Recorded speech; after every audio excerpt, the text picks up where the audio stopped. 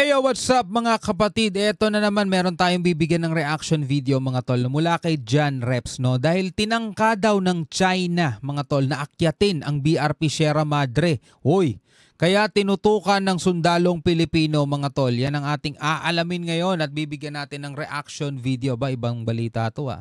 No, panoorin natin to mula kay John Reps. Pero bago natin to simulan, syempre wag mong kalimutan mag-subscribe sa kanyang YouTube channel. Nakalagay po ang link ng videong panonoorin natin ngayon sa ibaba, no, sa may description box mga kapatid, no. So wag niyo kalimutan magpunta rin sa kanyang channel at mag-subscribe na rin. At sana ganun din mga tol dito, kung bago ka pa lamang mga kapatid at trip mo yung mga ganitong klaseng reaction video and commentary, wag mo rin kalimutan mag-subscribe. Click mo na rin ang notification bell para ma-notify ka pag may mga bago tayong reaction and commentaring tulad nito. Wag na natin patagalin pa, panoorin na natin to mga tol.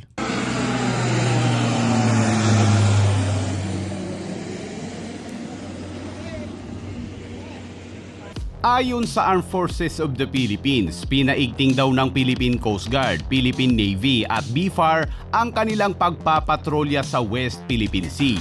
Okay. Pero nakalapit naman sa Palawan ang 7 barko ng China. At hindi lang yan dahil kahapon habang nagpapatrolya ang eroplano ng BFAR, abay binuntutan ito at dinikitan ng isang helicopter ng Chinese PLA Navy. Yan o, delikado to. Ang ginawa ng ganyan ng Chinese PLA Navy. Nasa 6 meters ata ang layo mga tol ng pagdikit nila. Sa kabila ng mga panghaharas noon ng mga barko ng China tulad ng pagbangga, pag-water cannon sa mga resupply boat,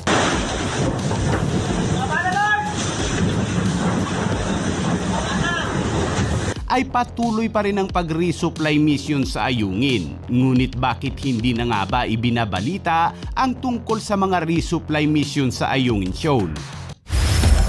Dahil nagkaroon daw dyan ng provisional agreement mga tol na papahupain ang tensyon, de-escalate ang tensyon dyan sa Ayungin Shoal mga tol, no? Pero hindi natin alam kung hanggang kailan. Baka talagang tinatarget lang muna ng China makuha itong Skoda o Sabina Shoal bago agad nila ulit aaksyonan yan. Kasi hindi nila gusto yung barkong nandiyan dyan patagal na nga nila pinapaalis yan . Habang nagsasagawa ng maritime patrol kahapon ang eroplano ng Bureau of Fisheries and Aquatic Resources o BFAR sa Scarborough Shoal, sa unang pagkakataon ay isang helicopter ng Chinese PLA Navy ang bumuntot sa eroplano ng BFAR. Mas lalo pa itong dumikit na nasa 6 na metro lamang. Grabe, napakadelikado nito mga kabayan. Oo. Kaya naman sa pamamagitan ng radio challenge ay nagbabala ang BFAR na mapanganib ang kanilang paglapit. Pero hindi sila pinansin inisnab sila mga tol. Chinese military helicopter, you are violating the flying air safety prescribed by the FAA and ICAO. You are flying too close to our position at less than 50 feet.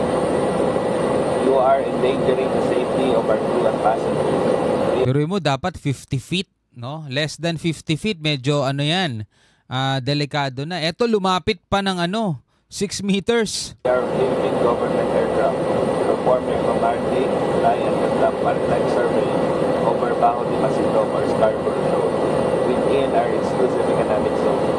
Be wary of safety and distance your aircraft from our position.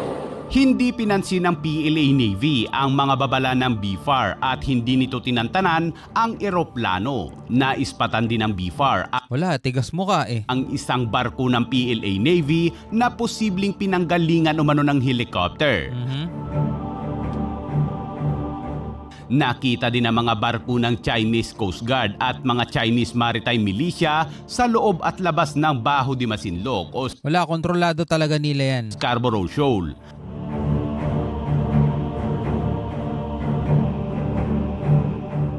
At sa ibang balita naman mga kabayan, hindi man ipinapalabas sa publiko pero patuloy ang resupply mission ng AFP sa isa nating barko na nakasadsad sa Ayungin Shoal. Wala na ring harassment ng China dahil eroplano na ang ginagamit ng AFP sa resupply mission at hindi na ang dating maliit na resupply boat.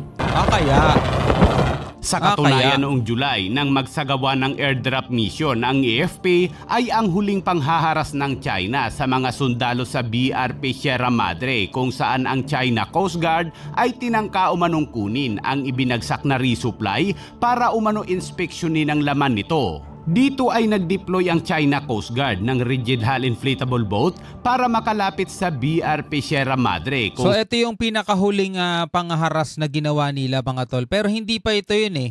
Ang pinakahalas nun mga tol, July 17. No, yung binutas nila mga tol at nanutok sila ng palakol at mga patalim dito sa mga barko natin. Yung may naputulan ng daliri, yun yung pinakahuli. Kung saan ibinagsak ang supply, ngunit paglapit ng mga ito, abay lumabas ang mga sundalong Pilipino na may bitbit na mga mataas na kalibre ng armas. At may dalawa pa umanong Pilipino ang itinutok sa China Coast Guard ang armas nito. Kaya naman ang China Coast Guard na nagtangkang akyatin ang BRP Sierra Madre Takbuhan palayo! ay umatras at kumaripas. Ayon pa kay Commodore J. Tariela ay wala umanong karapatan ang China Coast Guard na bulat-latin ang mga supply para sa mga sundalong Pilipino na nakaistasyon sa BRP Sierra Madre. Wala, yung isang nakuha nga nila supply dyan eh. Binuksan nila, pagkita nilang pagkain, tinapon nila sa dagat eh. The stand of the National Task Force West Philippine Sea, wala tayong dahilan para ipaalam pa sa kanila kung anong laman natin na ikakarga natin sa resupply operation, whether these are construction materials or food or essential provision. It doesn't really matter. Para sa atin, we have all the legitimate rights to carry out the resupply. I think we never gave anything sa China, no? We just came out, both countries came out to realization na magkaroon ng mas maayos, mapayapak na resupply operation sa Ayungin Shoal. We, on our part, as I said, as what the DFA has explained, no? Hindi tayo naghihingi ng paalam, hindi natin tayo naghihingi ng permiso, hindi natin sila pinayagan na silipin or burat natin ang supply natin. As far as the DFA is concerned, for the provisional understanding that they came out, ay wala itong naging clause kung saan it undermined or prejudicial to our own national interests. Nakakapagod lang, mas tensionado, for us to move forward dito sa issue ng West Philippine Sea, mas maayos na hayaan na lang siguro yung supply. But again, that's speculative, no? We don't know what the PRC is thinking, why they allowed the Philippine government to complete our supply operation without so much intervention from the Chinese Coast Guard. The reason kung bakit nagkaganyan ng China, that we can also speculate the same thing, no? The mere fact that for more than a year, we have already exposed Chinese aggression, bullying tactics, at alam natin na mas maraming bansa ang tumitindig ngayon, sumusuporta sa atin, especially for our deepening security cooperation with other European Union and even those non-traditional security allies natin, ay nagbigay na rin ng criticism and condemnation sa pagkilos ng China. So, actually, ang daming bansa mga tol ang tumutulig sa magpahanggang ngayon sa ginagawa ng China, mga tol, no. Pero ito nga ang ayaw natin kasi mangyari. Lalo pang tumaas ang tensyon at mauwi nga ito sa bakbakan na katulad na lamang nangyayari ngayon mga tol sa ibang mga bansa tulad ng Israel at Lebanon, mga tol. 'Di ba? Talagang pinapaulanan ng Israel ngayon ng Lebanon. Ayaw natin mangyari 'yun dito sa ating bansa. Pero hindi naman ibig sabihin no, na magpapabaya na lang tayo. Diba, ang ating pamahalaan, ang ating bansang Pilipinas sa mga pinaggagawa ng China.